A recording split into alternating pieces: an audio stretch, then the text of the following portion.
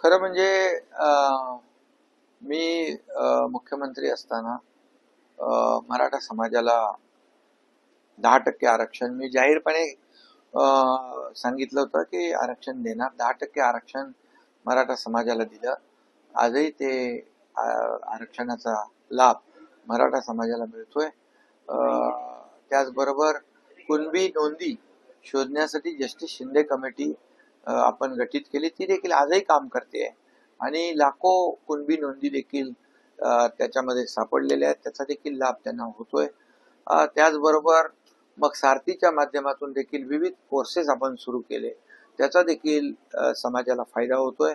अण्णासाहेब पाटील आर्थिक विकास महामंडळ जे आहे त्या माध्यमातून देखील जवळपास हजारो तरुणांना रोजगारासाठी आपण बिनव्याजी कर्ज जे 10 लाखाची मर्यादा होती ती 15 लाख रुपये आपण केली, ते देखील आपण तो लाभ त्यांना देतोय. आणि त्याचबरोबर हॉस्टेलचा विषय आहे. हॉस्टेलचं देखील जे काही आपण हॉस्टेल जोपर्यंत त्यांना मिळत नाही, काही ठिकाणी हॉस्टेल उभी राहिली, ज्या ठिकाणी हॉस्टेल उभी नाही त्यांना दर महिन्याचं भाडं देखील विद्यार्थ्यांना आपण देतोय. अशा अनेक योजना आपण म्हणजे आज याच योजनांमधून UPSC MPSC मध्ये मुलं पुढे जात आहेत आणि स्वतःच्या पायावर उभं राहत आहेत, रोजगार मिळतोय. त्यामुळे शासन म्हणून आम्ही जे काही प्रयत्न केले 2.5 वर्षामध्ये ते तर मराठा समाजासमोर आहेत.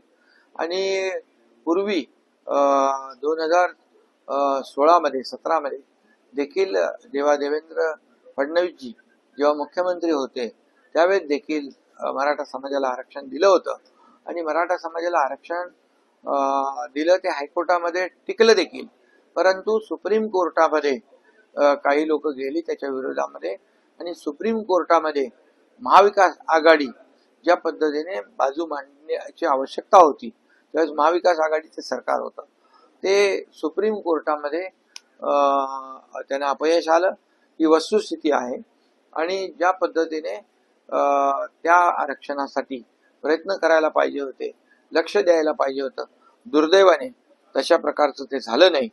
आणि पण मी मुख्यमंत्री पुन्हा झाल्यानंतर आरक्षण मात्र 10% दिलेलं आहे. त्यामुळे मराठा समाज बांधव भगिनींना माझी एकच नम्र विनंती आहे की जे काही आम्हाला करता येईल ते समाजासाठी आम्ही केलंय, यापुढेही करू. परंतु एवढंच आहे की समाजामध्ये कुठेही तेढ निर्माण होणार नाही. ओबीसी समाजाचं कुठलंही आरक्षण कमी करून मराठा समाजाला मिळावं अशी मराठा समाजाची देखील भूमिका नाहीये आणि ती नसावी.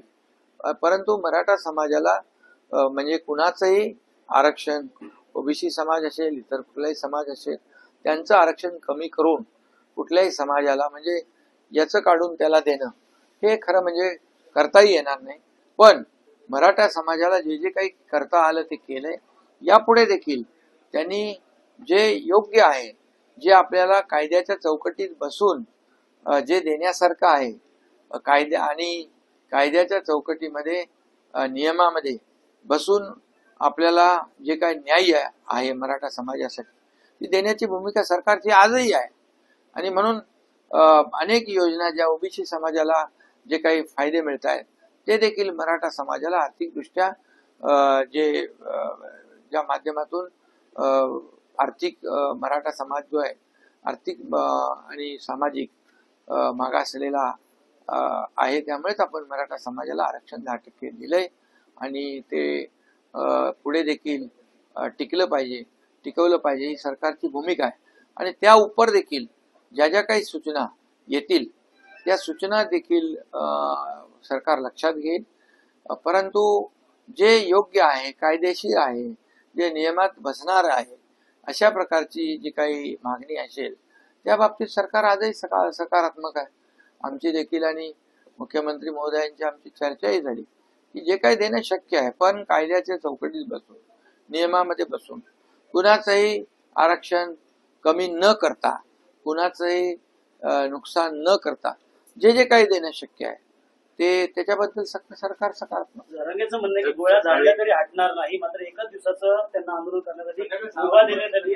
जर 5 वाजेपर्यंत हटली ना तर शिवसेनेची भूमिका सरकार शिवसेनेची काय भूमिका भूमिका सरकार म्हणून गोळ्या घालण्याचं काम सरकारचं नाही आहे.